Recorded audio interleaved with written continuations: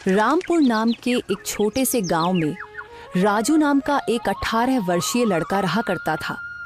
राजू अनाथ था। उसकी माँ उसे जन्म देते ही चल बसी और उसके पिता ही उसे पालने के एकमात्र सहारा थे। जब राजू 8 साल का था तो उसके पिता किसी काम से जंगल गए और फिर कभी लौट कर नहीं आए। उसके बाद राजू पूरी तरह अकेला हो गया। राजू गांव की एक टूटी फूटी झोपड़ी में रहता था। उसके घर के पास ही गांव का सरपंच और उसकी पत्नी रहते थे। उनकी अपनी कोई संतान नहीं थी, इसलिए राजू के माता पिता के खा और सीधे उनके पास जा पहुंचा। राजू बेटा, खाना खा लिया है ना? जी सरपंच साहब, अभी अभी मौसी खाना देकर गई थी और मैं वही खाकर घर से निकला हूँ। हाँ, अच्छा किया। अब तुम बड़े हो गए हो बेटे, अपना ख्याल रखना सीखो। जी सरपंच जी, 8 वर्ष की उम्र से लेकर अब तक आप ही मेरा ख्याल रखते आए हैं, पर अब मुझे शर्म आने लगी है। अब मैं कुछ काम करना चाहता हूँ। इसमें शर्म की क्या बात है बेटा? हमने तो हमेशा तुम्हें अपना ही माना है। लेकिन अगर तुम्हारा मन फिर भी कुछ करने का है तो सुनो, गांव के पास वाला जंगल अब पहले जैसा खतरनाक नहीं रहा। चाहो तो वहां जाकर लकड़ियां काट सकते हो या शहद इकट्ठा कर सकते हो। जी सरपंच जी, मैं कल ही जंगल जाऊंगा। अब समय आ गया है कि मैं अपने लिए और आपके लिए कुछ कर दिखाऊं। अगले दिन राजू एक कुल्हाड़ी लेकर जंगल की ओर चल पड़ा। कुछ ही देर में वह जंगल पहुंच गया। जंगल में कदम रखते ही उसने सोचा, कुछ भी कहो, सरपंच जी ने बचपन से लेकर अब तक मेरी बहुत मदद की है। अब समय आ गया है कि मैं अपने पैरों पर खड़ा होकर दिखाऊं और अब मैं उनकी सेवा। ने मुझ पर श्राप दे दिया और मैं कोयल की शक्ल में बदल गई। मैं तुम्हारे पिता के रहस्यों के बारे में सब कुछ जानती हूँ। वे कुछ समय पहले जंगल गए थे और फिर कभी वापस नहीं आए। अरे न जाने कौन हो तुम, मैं ऐसे कैसे तुम्हारी बात पर विश्वास करूं? कभी सोचा है तुमने?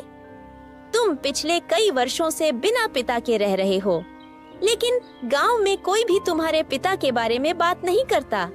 तुम्हारी कोई मदद नहीं करता सिवाय तुम्हारे गांव के सरपंच के। लेकिन मैं तुम्हारे पिता के बारे में सब कुछ बता सकती हूँ। तुम्हारे पिता अभी जिंदा हैं और मुझे यह भी पता है कि वे कहाँ हैं। अच्छा तो बताओ, मेरे पिता कहाँ हैं? मैं उनसे मिलना चाहता हूँ।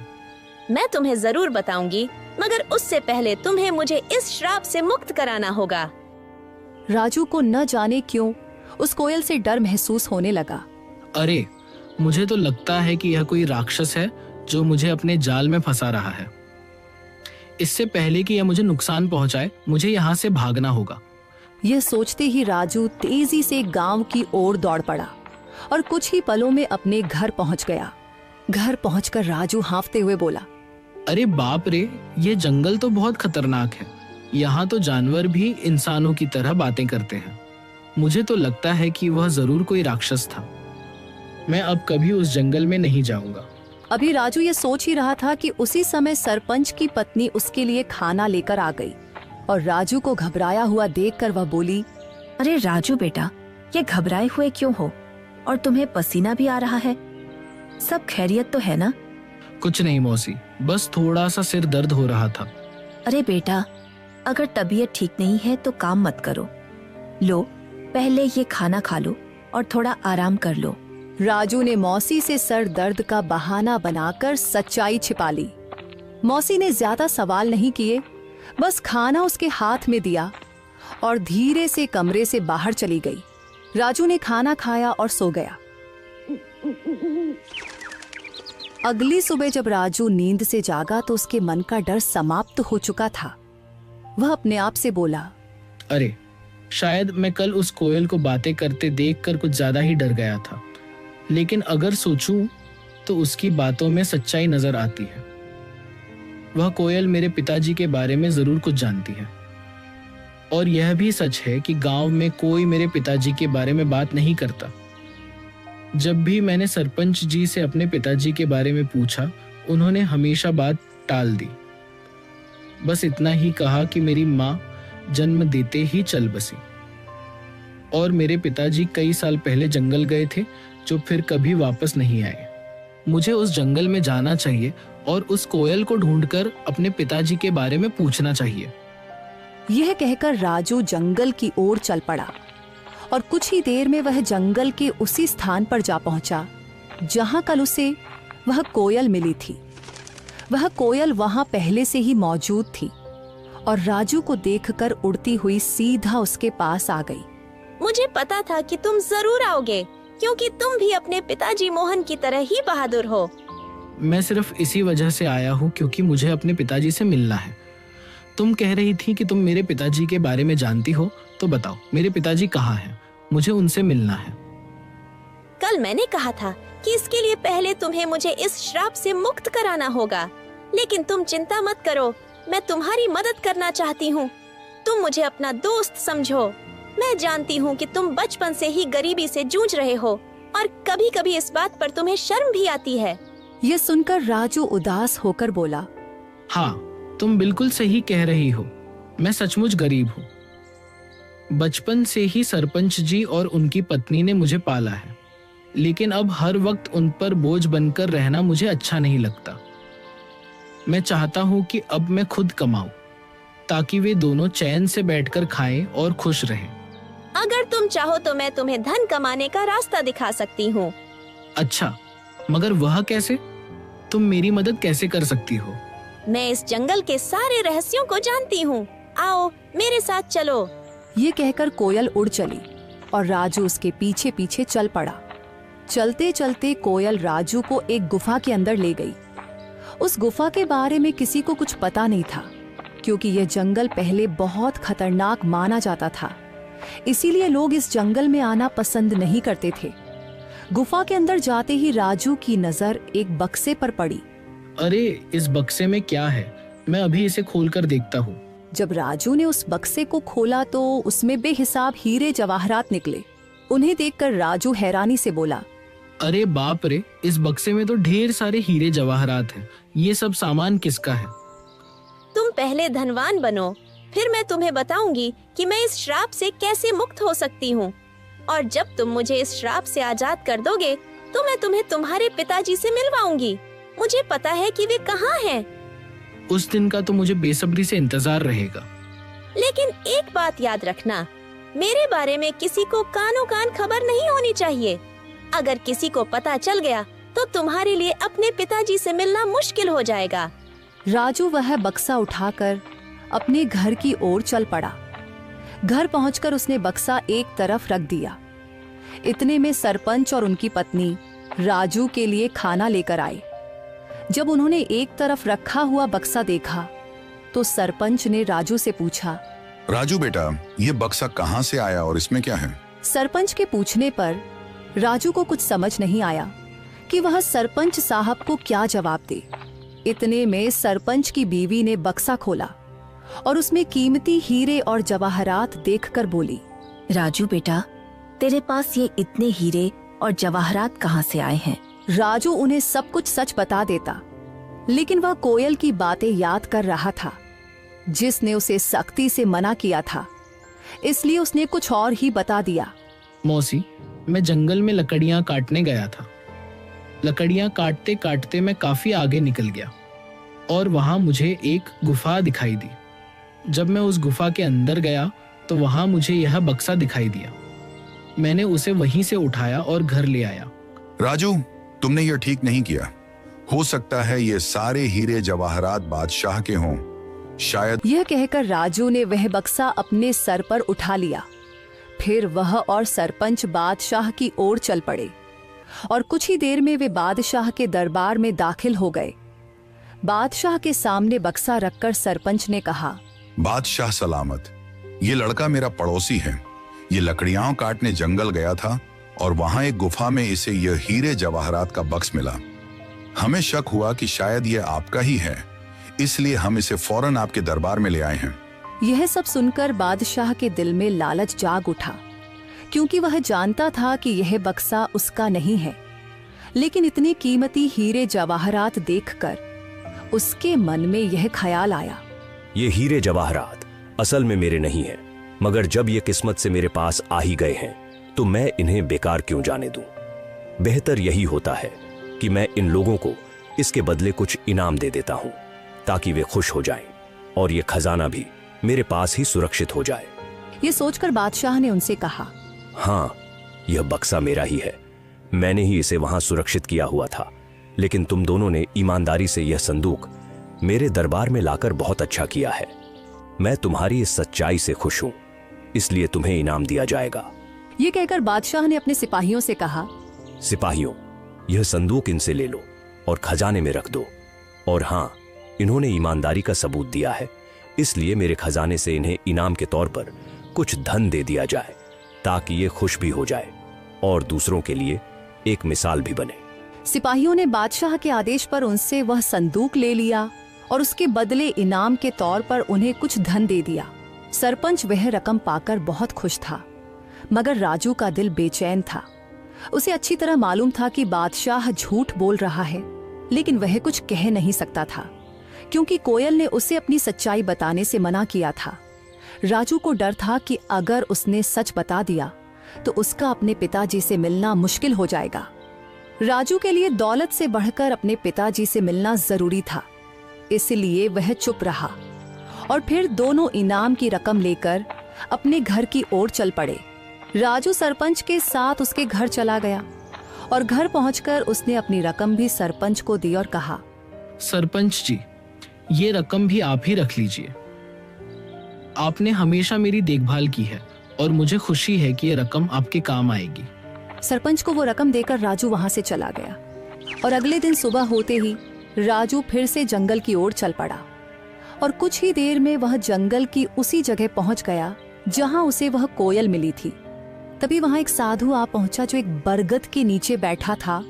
उसने राजू से पूछा, अरे बेटा, तुम कौन हो और इस जंगल में क्या कर रहे हो? मैं मोहन का बेटा हूँ और मैं इस जंगल में आता जाता रहता हूँ। ये सुनकर साधु चौंक तो गया मगर कुछ नहीं बोला और चुपचाप वहां से चला गया। साधु के जाते ही कोयल उड़ती हुई वहां आ पहुंची। वह साधु तुमसे क्या कह रहा था? कुछ नहीं, वह बस पूछ रहा था कि तुम कौन हो और यहाँ क्या कर रहे हो। मैंने बताया कि मैं मोहन का बेटा हूँ और यहाँ आता जाता रहता हूँ। यह साधु असल में एक धोखेबाज है। उसने सिर्फ साधु का वेश ओढ़ रखा है, लेकिन अंदर से वह एक शैतान है। मुझे उस साधु से कोई मतलब नहीं है। मुझे सिर्फ तुम और अपने पिताजी की परवाह है। बस तुम बताओ कि मैं तुम्हें उस श्राप से कैसे मुक्त करवा सकता हूँ। अच्छा, तो चलो फिर मेरे साथ। वह राजू को एक गुफा के अंदर ले आई जहाँ एक शीशे की बोतल पड़ी थी जिसमें जल भरा हुआ था। कल पूर्णिमा की रात है। तुम्हें आधी रात को इसी जगह आकर आंखें बंद करके उस बोतल को तोड़ना होगा। बोतल टूटते ही मैं शराब के प्रभाव से मुक्त हो जाऊंगी और फिर तुम्हें यह राज बताऊंगी कि तुम्हारे पिता कहाँ हैं। क्या मैं इस बोतल को अभी तोड़ दूं? नहीं, कल पूर्णिमा की रात है। तुम इसे सिर्फ कल ही तोड़ सकते हो। इतना कहकर वह कोयल वहां से उड़ गई और राजू भी अपने घर की तरफ चल पड़ा और दूसरी तरफ वह साधु छुपकर उन दोनों की बातें सुन रहा था। वह भी राजू के पीछे चल पड़ा। जब राजू अपने घर के करीब पहुंचा तो उसने साधु को अपने पीछे आते देखा और वहीं रुक गया। साधु करीब आकर राजू से बोला, मैंने अपनी आंखों से देखा है कि तुम कोयल से बात कर रहे थे। देखो, तुम इस कोयल को नहीं जानते। वह कोई साधारण कोयल नहीं है। मैं सब जानता हूँ, लेकिन वह कोयल मेरे पिताजी के बारे में जानती है और मैं किसी भी कीमत पर अपने पिताजी को पाना चाहता हूँ। तुम्हारे पिताजी अब इस संसार में नहीं रहे। वह कोयल तुम्हें फंसाकर श्राप से मुक्ति पाना चाहती है। यह सुनकर राजू क्रोधित हो गया। अरे साधु महाराज, मैं साधुओं का सम्मान करता हूँ, मगर तुम्हारे जैसे पाखंडी साधुओं का नहीं। याद रखो, इसके आगे मैं एक भी शब्द बर्दाश्त नहीं कर सकता। बेहतर है चुपचाप यहाँ से निकल जाओ। साधु कुछ कहने ही वाला था कि राजू ने उसे धक्का दे दिया और कहा, चले जाओ, वरना तुम्हारे लिए अच्छा नहीं होगा। यह कहकर राजू अपने घर चला गया और दूसरी तरफ सरपंच और उसकी बीवी जब अपने घर से निकले तो उनकी नजर साधु पर पड़ी। वे दोनों साधु के पास आए और सरपंच ने साधु से कहा, अरे साधु महाराज, आप यहाँ क्या कर रहे हैं? मैंने राजू को सच्चाई बताने का प्रयास किया, लेकिन वह सुनने को तैयार ही नहीं हुआ। और वह उस कोयल को श्राप से मुक्त करवाना चाहता है। अगर वह कोयल अपने श्राप से मुक्त हो गई तो गांव में तबाही आ जाएगी। गांव का एक भी व्यक्ति जीवित नहीं बचेगा। हाँ, बिल्कुल सही। लेकिन राजू सुनने के लिए तैयार ही नहीं है। साधु महाराज, आप चिंता मत करें, मैं अभी राजू को समझाता हूँ। ये कहकर सरपंच उसी वक्त राजू के घर गया और घर जाकर राजू से कहा, राजू, यह मैं क्या सुन रहा हूँ? तुम जंगल में किसी कोयल से मिलते हो जो इंसानों की तरह बातें करती है। क्या तुम्हें यह अजीब नहीं लगा कि एक कोयल इंसान की तरह कैसे बोल सकती है? ओह, तो आपको पता चल गया। देखिए सरपंच जी, शुरू में मुझे यह सब अजीब लगा था, लेकिन अब नहीं। और मुझे पूरा विश्वास है कि यह बात आपको उस साधु ने ही बताई होगी। देखिए सरपंच जी, 8 साल पहले मेरे पिताजी रहस्यमय ढंग से लापता हो गए थे और वह कोयल जानती है कि मेरे पिताजी कहाँ हैं। मैं बस अपने पिताजी को पाना चाहता हूँ, उनसे मिलना चाहता हूँ। बेटा, तुम अपने पिताजी के बारे में कुछ भी नहीं जानते हो? हाँ, मैं नहीं जानता, बिल्कुल नहीं जानता, क्योंकि आपने कभी मुझे बताया ही नहीं और न ही गांव वालों ने कुछ कहा, तो फिर मैं कैसे जान पाता? अब मैं किसी की बात पर विश्वास क्यों करूं? बताइए। मुझे सिर्फ कोयल की बात पर विश्वास है और कल पूर्णिमा की रात है। कल मैं उस कोयल को श्राप से मुक्त कर दूंगा और वह कोयल श्राप से आजाद होकर मुझे मेरे पिताजी से मिलवाएगी। इतना कहकर राजू गुस्से में घर से बाहर निकल गया। राजू, मेरी बात सुनो। राजू, रुको। सरपंच ने राजू को आवाजें दी, मगर उसने एक भी न सुनी और घर से निकल गया। सरपंच भी घर से बाहर आया और साधु भी घर के बाहर ही खड़ा था। सरपंच ने साधु से कहा, राजू पता नहीं कहाँ गया है। अब हमें कल तक का इंतजार करना होगा और जंगल में जाकर राजू को बोतल तोड़ने से रोकना होगा। अगली रात साधु सरपंच को लेकर जंगल में उस गुफा के पास ले गया और कहा, यही वह गुफा है जहाँ वह बोतल पड़ी है जिसमें उस डायन कोयल की शक्तियां हैं। राजू यहाँ आता ही होगा, हम एक तरफ छुप जाते हैं। यह कहकर वे दोनों गुफा के एक तरफ छुप गए और उसी वक्त राजू वहां आ जाता है। राजू को देखकर वह कोयल उड़ती हुई राजू के पास आई और बोली, यहाँ साधु और सरपंच आए हैं। वे गुफा के एक तरफ चुपचाप खड़े हैं। वे तुम्हें इस बोतल को तोड़ने से रोकेंगे, पर तुम उनकी बात मत मानना। अगर तुम उनकी बात मान लो तो तुम कभी अपने पिताजी से नहीं मिल पाओगे। नहीं, मैं उनकी बात नहीं मानूंगा। ठीक है, तो तुरंत जाओ, वह बोतल उठाकर ले आओ और उसे तोड़ डालो। राजू जल्दी से गुफा के अंदर गया और वह बोतल उठा लाया। जैसे ही वह उस बोतल को तोड़ने लगा तो साधु और सरपंच वहां आ गए। राजू, रुको, इस बोतल को मत तोड़ो, तुम बहुत बड़ी गलती कर रहे हो। नहीं, मुझे किसी भी हाल में अपने पिताजी से मिलना है। राजू, ध्यान से सुनो। ये कोयल कोई साधारण पक्षी नहीं, बल्कि एक डायन है। आज से 10 साल पहले जब तुम छोटे थे, इस डायन ने पूरे जंगल पर कब्जा कर रखा था। जो भी गलती से इस जंगल में जाता, फिर कभी लौटकर नहीं आता था। तब तुम्हारे पिताजी और मैंने मिलकर ठान लिया कि इसे रोकना ही होगा। हमने साधु महाराज से उपाय पूछा। उन्होंने बताया कि इस अभिशाप को खत्म करने के लिए तुम दोनों में से किसी एक को जंगल के पास वाले कुएं में अपनी जान देनी होगी। तुम्हारे पिताजी बहादुरी से आगे आए और यह बलिदान स्वयं देने का निश्चय किया। उन्होंने कुएं में छलांग लगाई और साधु महाराज ने उस डायन की सारी शक्तियां एक बोतल में कैद कर दी और उसे कोयल में बदल दिया। इस तरह यह जंगल सुरक्षित हो गया। मगर यह राज हमने किसी को नहीं बताया। गांव वाले कुछ नहीं जानते। ये बात सिर्फ मुझे और साधु महाराज को मालूम थी, इसलिए हमने तुम्हें भी कभी नहीं बताया। लेकिन अगर तुमने ये बोतल तोड़ दी तो ये फिर से अपने असली रूप में आ जाएगी। ये सिर्फ उसकी एक चाल है। ये लोग झूठ बोल रहे हैं। सच्चाई वही है जो मैं कह रही हूँ। अगर मेरे मन में कोई चाल होती तो मैं तुम्हारी मदद क्यों करती? क्या गांव वालों ने कभी तुम्हारी मदद की? नहीं। तुम्हें धन, सामान, हीरे मोती सब मैं गया था। क्या अब इसका कोई हल नहीं बचा? इसका बस एक ही हल है कि हमें तुरंत उस कुएं के पास जाना होगा। ये कहकर वे तीनों कुएं की ओर भागे और वह डायन भी उनके पीछे आ गई। वहां पहुंचकर साधु ने कहा, अगर तुम इस डायन से छुटकारा पाना चाहते हो तो तुम दोनों में से किसी एक को उसी कुएं में छलांग लगाकर अपनी कुर्बानी देनी होगी। साधु की बात सुनकर राजू तुरंत बोला, ये मुसीबत मैंने खुद मोल ली है, इसलिए इससे मुक्ति भी मैं ही दिलवाऊंगा। यह कहकर राजू ने कुएं में छलांग लगा दी और अपनी जान कुर्बान कर दी। साधु ने तुरंत डायन को फिर से एक कोयल के रूप में बदल दिया, मगर इस बार उसके पास इंसानों की तरह बोलने की शक्ति भी नहीं रही। सरपंच को राजू के जाने का बहुत दुख था, मगर वह क्या कर सकता था।